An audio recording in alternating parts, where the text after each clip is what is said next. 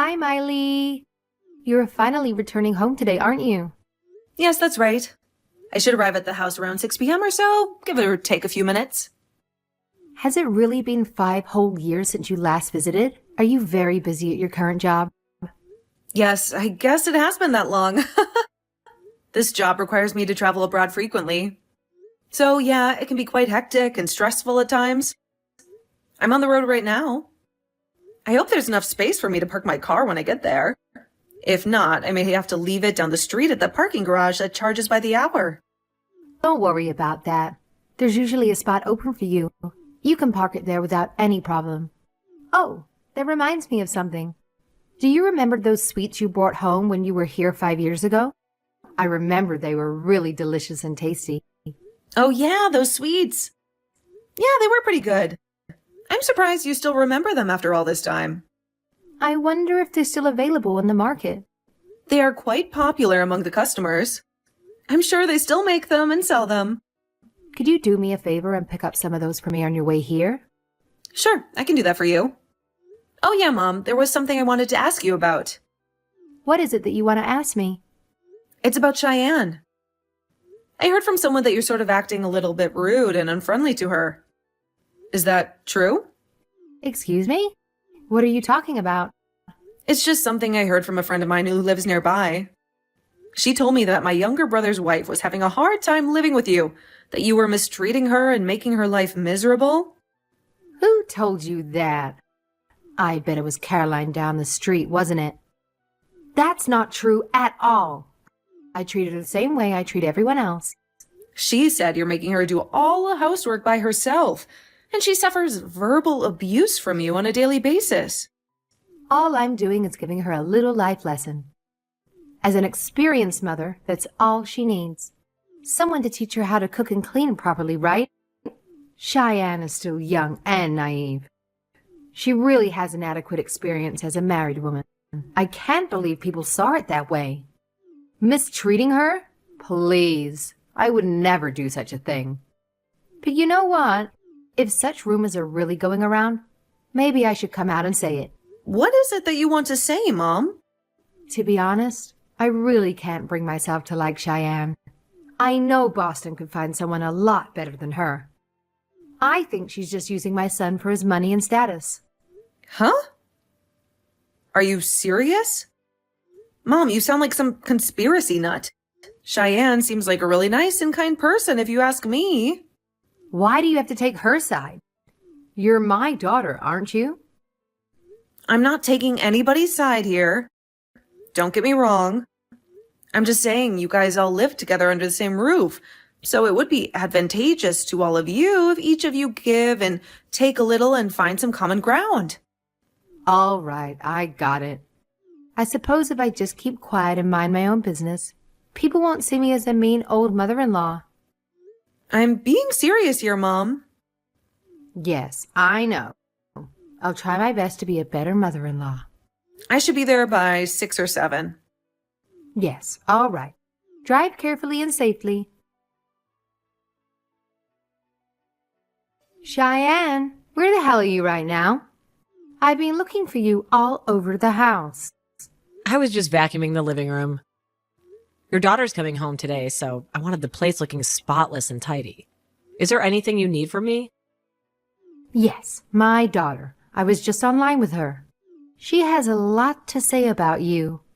Or should I say, she scolded me and gave me a piece of her mind. She said something about me? What did she say? So you've been spreading gossip around the neighborhood that I've been mistreating you? That I'm making you work like a slave against your will? I would never spread such rumors. That's not true at all. Don't you lie to me, young lady. I never did anything to harm you. All I did was discipline you and teach you some manners, so you would do a better job at cleaning and cooking. Just passing down what I learned from my mother when I was your age. I'm sorry. I'm still not up to par with all the household chores. I assure you, I'll do better to improve my skills. I'm not asking you to be an expert or a professional. All I'm saying is just do the basic chores, that's all. Your cooking is horrendous and inedible. Your cleaning is always incomplete and sloppy. And when you do the laundry, all the clothes end up wrinkled and stained. How can you even call yourself a housewife? Do you even realize the inconvenience and trouble you are causing to me and my son? I'm doing my best. I really am. Well, it doesn't seem that way to me at all. It all seems half-baked and careless. I don't believe you can make my son happy or satisfied. Please forgive me. I will do better, I assure you. I will work harder and smarter. It's too late to apologize. I want you out of this house right this minute, as punishment for spreading lies and slander about me all over the neighborhood. No dinner for you tonight. I don't recall spreading such rumors. I don't know who told you that. Shut your mouth. Don't you dare come back tonight. Stay at some other place. Just stay away from here. Sleep at the park or under a bridge. I don't want you here tonight. But I was just trying to... I don't want to hear it. Just get out of here. Oh, and don't take any money with you. My punishment of no dinner will have no meaning if you buy yourself some food. All right, if you insist, I'll leave. Hello, Cheyenne. Are you okay to talk? I've been trying to reach you for a while. Hello, Miley. It's been a long time. Good to see you're back home again. How was your trip? Yeah, thanks. I just got home a little while ago. It was a long and tiring drive. Really? That's great. Must feel good to go home after such a long time. I just drove by the park on my way here and saw you digging through the trash bin. Were you looking for something? Did you lose something in there? Yeah, I was just looking for something. I was going to stop and say hello, but I couldn't find a parking spot, so I figured I would see you at home. But you never showed up. I could go back and help you find whatever you're looking for. Maybe it's still there? No, really, it's nothing. I wouldn't want to inconvenience you. You must be tired from your journey. Don't be like that. We're family now, so you can tell me anything. What are you looking for? I was looking for some food. I thought there might be food someone left behind in the trash bin, so please don't mind me, Miley. Wait, could you repeat what you just said? Did you say food? Yeah, you know, the 7-Eleven is nearby. Figured there might be some food scraps in there, so maybe make some leftover snacks or sandwiches. Oh, I get it. You were looking for food scraps for the birds, is that it? You're such a kind person, Cheyenne. No, nothing like that. I wasn't looking for food for the birds. So what were you doing? Looking for food for yourself? It's for me. I'm being starved. I haven't eaten anything in 2 days. Say again? What did you say? What's going on here? Why are you being starved? Well, yes, it's just that. It's just that your mother won't let me eat anything. She's punishing me for something I didn't do. Does this have to do with how my mom is mistreating you? Is she abusing you? I really shouldn't say anything. It's not my place to complain. Come on, Cheyenne, you've told me this much. Just come out and tell the whole story. The reason you told me that much can only mean you're reaching out for help. Well, I'm here to help you, Cheyenne, so let that cat out of the bag. I'm right, aren't I? You need my help. I was told that I had spread rumors around the neighborhood that I was being mistreated by your mother. She said that you told her that you scolded her for it. My God, she said that? All I said was I heard some rumors from a local friend and asked her if it was true. She, of course, denied it. She said she was treating you like her own daughter. But I never said anything about you spreading those rumors. I never said anything bad about your mother, I swear. Yes, of course. I know you're not the kind of person to do such a thing. You're always so polite and respectful. Anyway, thanks for believing me. I'm not sure if my mom purposely twisted my words knowing that I'd said or just took it at face value. I never should have mentioned it. It made things worse. I'm really sorry, Cheyenne. I didn't mean to cause you any trouble. Please, you're not to blame. You were just concerned about me, and I appreciate that. Now that you told me, can I ask you a little bit more about your situation? About you digging through the trash earlier? How long has this been going on? Yes, that your mother won't allow me to eat anything as punishment. She says I don't deserve any food. But when Boston is home, everything is pretty normal. She acts like nothing's wrong. But when he's late or on a business trip, she'd have dinner as usual. And then she would throw all her leftovers away in front of me. She took possession of my bank book and cash card. So I'm constantly without money, unable to buy food on my own. I see. If you have no money and no card, you can't even use your smartphone as a payment method. You can't order any food online or use any apps. Yes, that's right. So I was digging through the trash looking for scraps of food. I hate doing it, but I had no other choice. I was so hungry and desperate. Well, that's good to hear. So you didn't really eat any of that stuff, right? You didn't eat anything from the trash bin, did you? No, not yet at least. I was just looking for something edible. Not yet. This happened before. This is not the first time you've been starved. The day before yesterday, Boston was ordered to go on a business trip for 2 weeks. He left in a hurry and he didn't have time to say goodbye. Wait, he's gonna be gone for 2 weeks? That's a long time. This is the longest that he'll be gone. I've never had to endure that this long. I don't know what I'm going to do. My parents passed away when I was young. I have no home to go back to, and I have no one to help me. Wait a second. Don't tell me you haven't eaten in 2 days. Why didn't you say that earlier? I'm headed over there right now. Wait there by the park entrance. I'm coming to get you. All right, I'll be there. Thank you, Miley. Thank you so much. Cheyenne, are you there?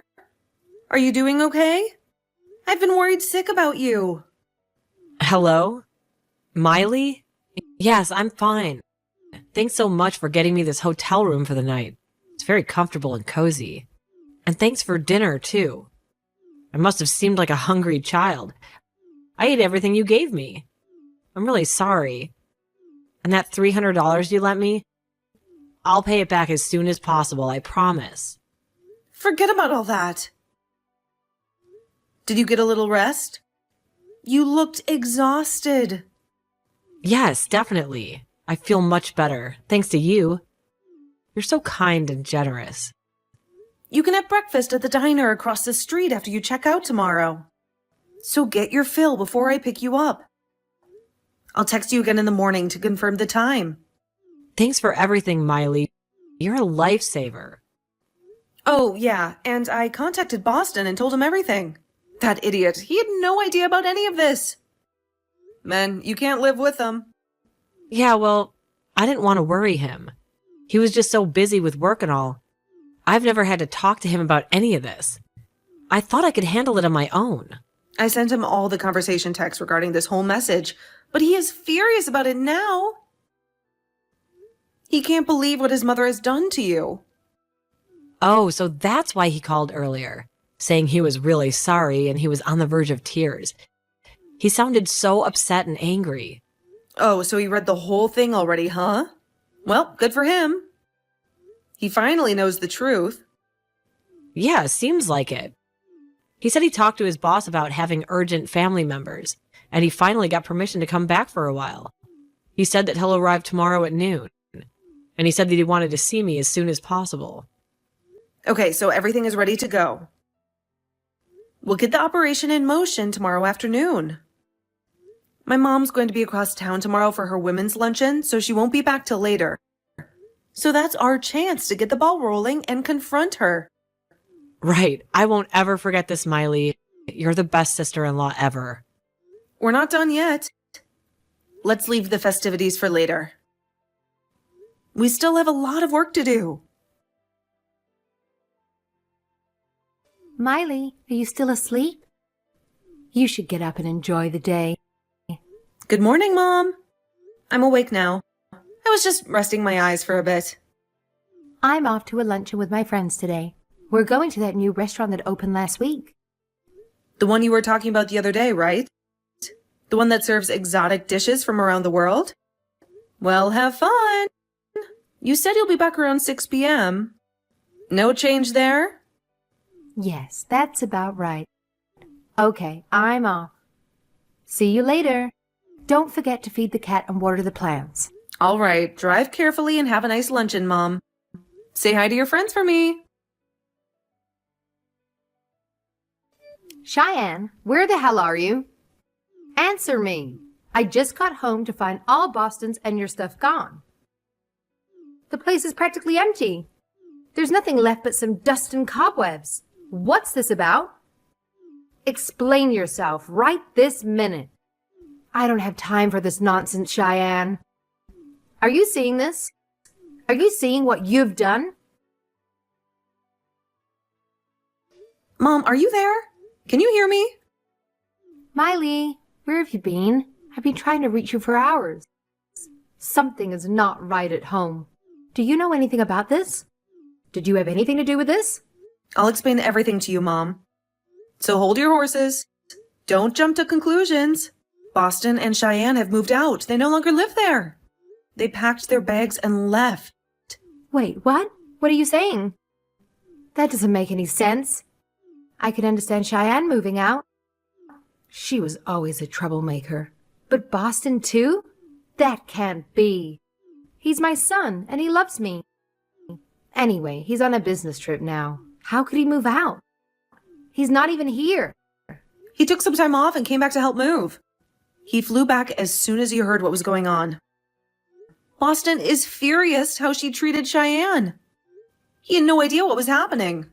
In fact, he was in tears when he heard what you did to her. I feel the same way. I was away for 5 years. Maybe I never should have come back. But then again, I would never have known about Cheyenne. So in the end, it worked out. But I never want to return again, to be honest. I can't stand to look at you. But... Oh, come on, Miley, relax. It's not what you think. I never treated her that badly. I really don't know what I did wrong. I was just trying to teach her some discipline and respect. She was always so lazy and incompetent. Well, let me explain something to you real simple like so you can understand. Boston and I are infuriated by the way you treated Cheyenne. The way you deprived her of food. Taking her money away from her. Making her sleep on the floor. We concocted a plan to help her escape from this hellhole. When you were gone on your little luncheon with the girls, we set our plan into motion and got their stuff out of the house. Now that they've been liberated, they never plan to return. They're starting a new life somewhere else. This is some sort of a prank, right? You can't be serious. Please, you can't do this. This is my family. You can't take them away from me. Oh, and the reason why I came back after 5 long years? The reason why I decided to show up after all this time? Ugh, what do you mean, reason? You're just back for a visit, right? You're just here to catch up and see how things are going, right? The reason I'm back is to ask you to move out of that house. The house you've been living in for the past 5 years. The house that belongs to Dad. Move out? What are you even talking about? This is my house. I've been living here for years. I'm not going anywhere. You do know that this house is still in Dad's name, right? 5 years ago, you divorced Dad, but you refused to move out. You said you had nowhere else to go. So Dad, out of the kindness of his heart, arranged it so that you would pay $600 a month rent to continue living there. A bargain, if you ask me, considering the market value of the house. Excuse me? What rent? I never paid any rent. I never agreed to any rent. What are you talking about? Figures. You had no idea about the whole arrangement at this time. Boston paid $400 a month and I covered the rest. We paid the rent for you. Boston wanted to take Cheyenne and move out, but with having to pay the rent on the house, he was forced to stay. He couldn't afford to pay for 2 places. Anyway, getting back to what we were talking about. About Dad, a lot has happened in the 5 years since he divorced you. he decided to set things straight regarding the inheritance. And that's where that house comes in. The house you've been living in for the past 5 years. Dad asked me to come down here and talk to you about this whole arrangement and what we would do going forward, but as soon as I arrived, I found out about this abuse, this mistreatment of Cheyenne. And that changed everything. Although I was all set to make some sort of accommodation and give you some leeway, but we came to the conclusion that none of that was needed. So as the first step, I had Boston and Cheyenne escape from that house. How could you? I'm your mother, for God's sake. You can't do this to me. You can't betray me like this. Why are you always on your dad's side anyways? You're my daughter. You should back your mother up. That's always been the way your father abandoned me to live with another woman. I bet you didn't know that before we got divorced. When I found out about their relationship, can you imagine how hurt I was? I was in a depression for months afterwards. And now you plan to confiscate this house from me? I'm the victim here. How cruel does someone have to be to do such a thing? And you're my daughter. You should be on my side. As payment for the suffering he brought to me. I demand that he hands over this house to me as compensation. I will never leave this house. This house is mine. Never will I hand over this house to a double-crossing traitor. Wow, where did that come from? You got it all backwards, Mom. You don't know what you're talking about. Dad met his current wife after he divorced you. He didn't leave you for another woman. The reason he divorced you was because of your selfishness and disregard for others. Always looking out for number one. You always put yourself first and make everyone else miserable. My selfishness? I never did anything wrong. I was always a good wife and mother. I always took care of the house and family. No use explaining things now, but we've already made the decision.